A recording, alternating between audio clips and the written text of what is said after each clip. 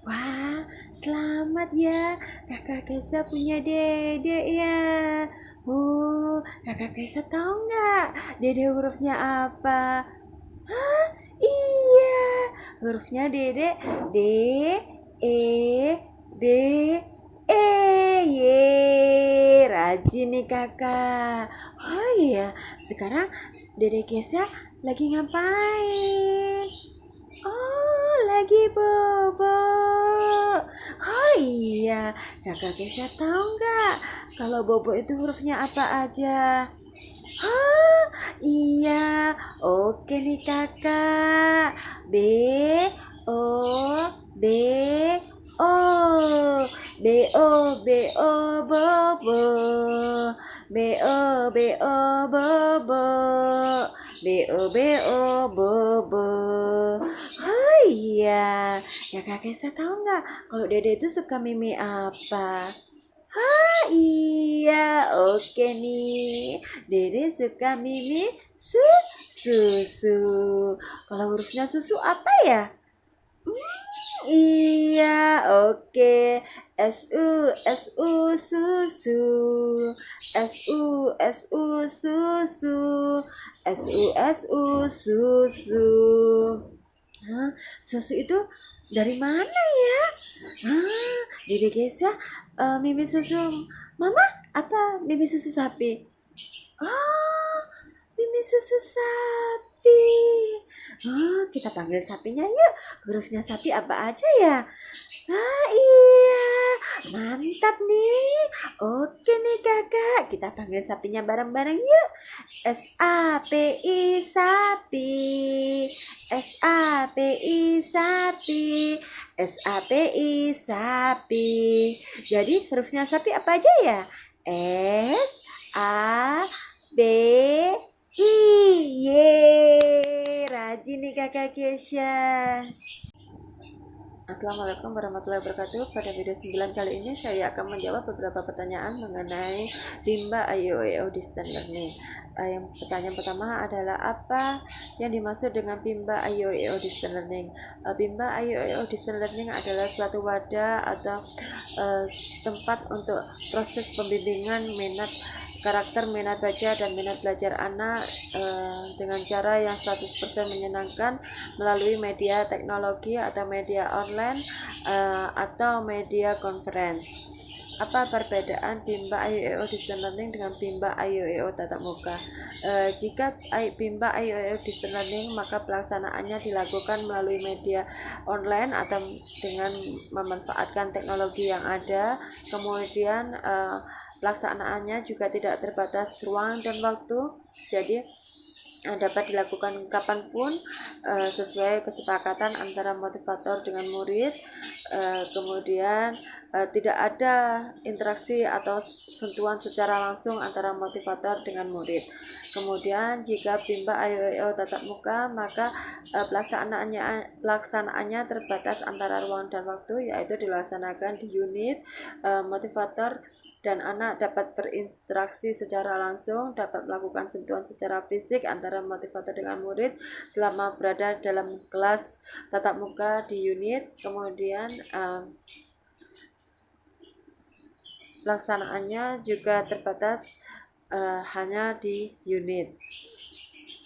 Berapa lama durasi kegiatan Bimba IOEO Distance Learning? Durasi kegiatan Bimba IOEO Distance Learning yaitu 30 menit plus 10 menit. Jelaskan mengenai durasi waktu kegiatan Bimba IOEO Distance Learning 30 plus 10 menit.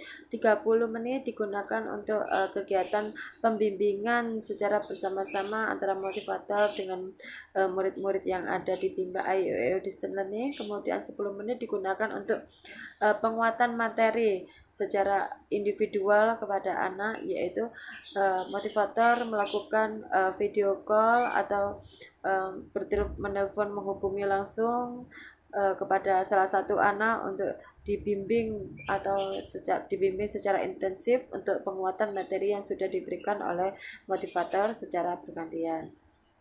Apa saja kegiatan yang dilakukan dalam kegiatan awal, pembuka, dan berapa lama durasi waktunya?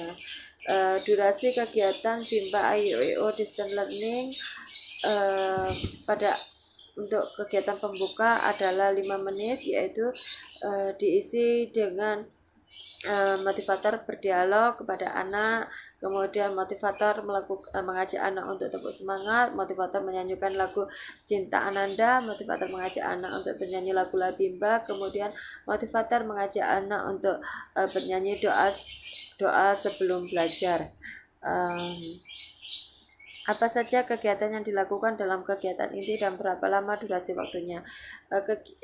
Kegiatan yang dilakukan selama kegiatan inti yaitu kegiatan bermain baca-bacaan, kemudian kegiatan bermain modul, kegiatan mewarnai, kegiatan menarik garis, kegiatan yang dapat menumbuhkan karakter minat baca dan minat belajar pada diri anak dan yang berdampak pada meningkatnya kemampuan pada diri anak. Durasi waktunya yaitu 20 menit. Apa saja kegiatan yang dilakukan dalam kegiatan akhir atau penutup dan berapa lama durasi waktunya? Yang dilakukan adalah untuk kegiatan penutup yaitu motivator melakukan evaluasi terhadap kemampuan masing-masing anak, kemudian motivator juga memberikan reward kepada anak, motivator mengajak anak untuk membereskan peralatan tulis serta modulnya, kemudian motivator mengajak anak untuk bernyanyi dan berdoa lagu setelah selesai belajar. Kemudian durasi waktunya adalah 5 menit. Apa prinsip dasar atau hal mendasar yang harus dijalankan dalam pelaksanaan Bimba IEO Distance Learning?